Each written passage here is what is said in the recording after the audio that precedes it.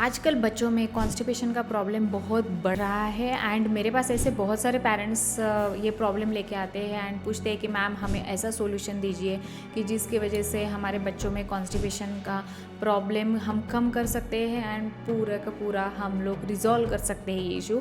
तो इसीलिए मैं ये वीडियो बना के मुझे हर घर में पहुंचाना है और आपको भी मैं रिक्वेस्ट करूँगी कि ये वीडियो बहुत सारे लोगों को शेयर कीजिए एंड ये वीडियो जिसको ज़रूरत है उसको शेयर कीजिए एंड बताइए कि अगर आपके बच्चों को कॉन्स्टिपेशन है तो ये आप होम रेमेडीज कर सकते हो। तो ये वीडियो में हम लोग तो ये देखेंगे कि अगर कॉन्स्टिपेशन का इशू है तो जैसे 6 मंथ्स टू 5 ईयर्स के जो बच्चे होते हैं उनमें ये आजकल कॉमन इशू है, तो वो हम लोग कैसे रिजॉल्व कर सकते हैं। तो स्टे ट्यून टिल एंड और हम लोग स्टार्ट करते हैं। Hi, my name is Rupali Kadam. I am nutritionist and dietitian and मैं स्पेशली लेडीज को उनके वेट लॉस में हेल्प करती हूँ। अगर उनके गट के कुछ इश्यूज हैं, इन्फ्लेमेशन हुआ है या ब्लोटिंग का इशू है, कॉन्स्टिपेशन का इशू है, पाइल्स का इशू है, तो उन इशू में मैं रिजॉल्व करने में हेल्प करती हूँ एंड उनको मैं डाइट प्लान देती हूँ और वो भी कस्टमाइज ओनली घर का खाना खा के कैसे आप सब कुछ अपनी हेल्थ अच्छी रख सकते हो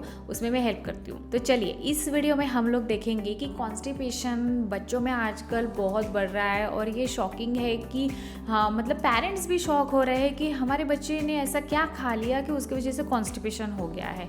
तो पहली बात तो मैं आपको ये बताती हूँ कि कॉन्स्टिपेशन कब हो सकता है। तो आप अलर्ट हो जाइए अभी कि अगर आपके बच्चे को कॉन्स्टिपेशन है तो आपको ये ऑब्जर्व करना ज़रूरी है कि अगर आपके बच्चे प्रोसेस फूड ज़्यादा खाते हैं, अगर जंक फूड ज़्यादा खाते हैं, बाहर का मैदे का फूड बहुत खा रहे, चिप्स कुरकुरे जो भी फ्राइड आइटम्स है ये बाहर का प्रोसेस फूड ज़्यादा खा रहे हैं, तो उसकी वजह से कॉन्स्टिपेशन के चांसेस बहुत होते हैं। तो इसकी वजह से भी कॉन्स्टिपेशन होता है। देन सेकंड रीज़न है कि अगर आपके बच्चे को अच्छे से पॉटी, अच्छे से पेट साफ नहीं हो रहा है फ्रॉम 3 to 4 डेज, तो आपको ये ज़रूर जानना है कि उनके डाइट में वो फाइबर ले रहे हैं कि नहीं ले रहे हैं, वाटर इनटेक कितना हो रहा है उनका, तो उसकी वजह से भी कॉन्स्टिपेशन होता है। तो ये हो गया कॉन्स्टिपेशन के बारे में।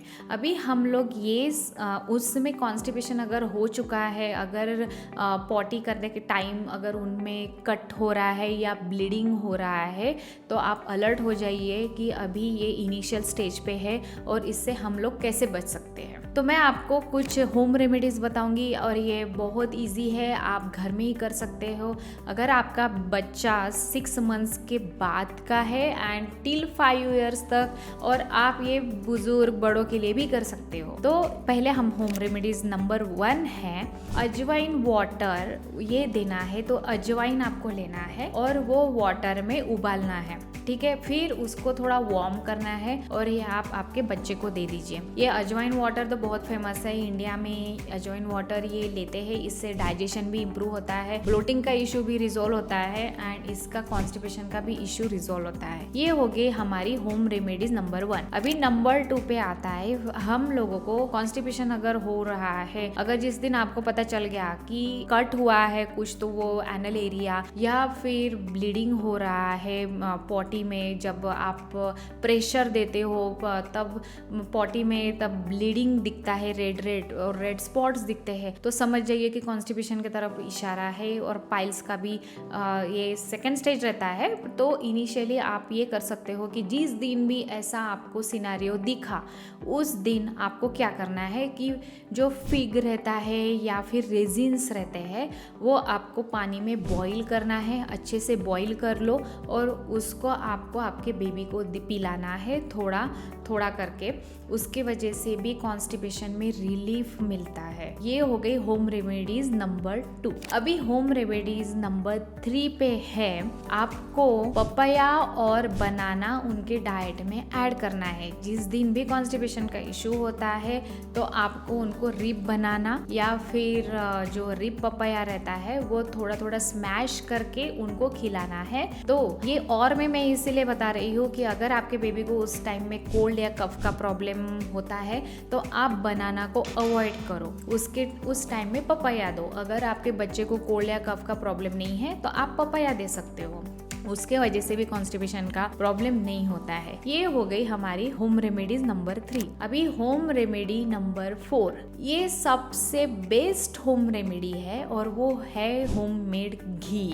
यस, तो आपको जैसे आपका बच्चा अगर 6 मंथ्स to 5 ईयर्स तक है तो आपको 1 स्पून घी उसको खिलाना है। अगर आपके बच्चे थोड़े घी खाने में नखरे कर रहे हैं तो फिर आप वार्म वाटर लो, वार्म वाटर में 1 स्पून ऐड कर लो घी और उनको पानी पीने के लिए बोल दो। नहीं तो डायरेक्टली आप उनको 1 स्पून घी खिलाना है। उसके वजह से भी कॉन्स्टिपेशन का इश्यू रिजॉल्व होता है। ये हो गई होम रेमेडी नंबर 4। अभी होम रेमेडी नंबर 5 पे है बटर मिल्क और कर्ड। यस, अगर आपके बच्चे को कोल्ड कफ का प्रॉब्लम नहीं है और वो तंदुरुस्त है तो तब आपको उनके लंच में, आफ्टर लंच या लंच के बिफोर, आपको बटर मिल्क, उनको 1 कटोरी बटर मिल्क पिलाना है और उसकी वजह से भी कॉन्स्टिपेशन के प्रॉब्लम में रिजॉल्व, मतलब उनको बहुत तकलीफ जो होती रहती है, पेन होते रहता है और उनको गट में अनईजी फील होता है तो उसकी वजह से नहीं होता है, उनको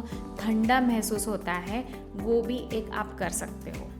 बाद में आता है होम रेमेडीज़ नंबर 6। उस पे है, मैं आपको बताती हूँ कि अगर आपका बच्चा 6 मंथ्स आफ्टर टू 1.5 ईयर्स तक है, अगर उनको कॉन्स्टिपेशन का प्रॉब्लम है और उनका पॉटी अच्छे से, पेट साफ नहीं हो रहा है, पॉटी अच्छे से नहीं हो रही है, तो तब आप क्या कर सकते हो कि आप जो नाभि रहता है, जैसे मैं आपको दिखाती हूँ, यहाँ पे एक नाभि रहता है, ठीक है, और नाभि के आजू बाजू में आपको सर्कुलर मोशन में ऐसे आपकी उंगलियों से ऐसे हाथ घुमाना है। अगर आपके बच्चे, जैसे बॉडी लोशन मिलता है तो आप बॉडी लोशन ले लो थोड़ा हाथ में और वो ऐसे घुमाओ, या फिर आप घी भी ले सकते हो या वार्म ऑयल ले सकते हो, एकदम गर्म नहीं, वार्म ऑयल या घी, तो आप ये हाथ पे ले लो और वो सर्कुलर मोशन में आपको ऐसे ऐसे घुमाना है। तो उसके वजह से क्या होगा कि कॉन्स्टिपेशन की वजह से क्या होता है ना कि पॉटी पेट में, यहाँ पे जो गट रहता है उसमें स्टक हुआ रहता है, तो जब आप अगर इसे सर्कुलर मोशन में घुमाते रहोगे हाथ, तो उसके वजह से पॉटी अच्छे से इजीली वो कर पाएंगे और वो पास होने में हेल्प होता है। तो इसीलिए ये भी आप ये कर सकते हो।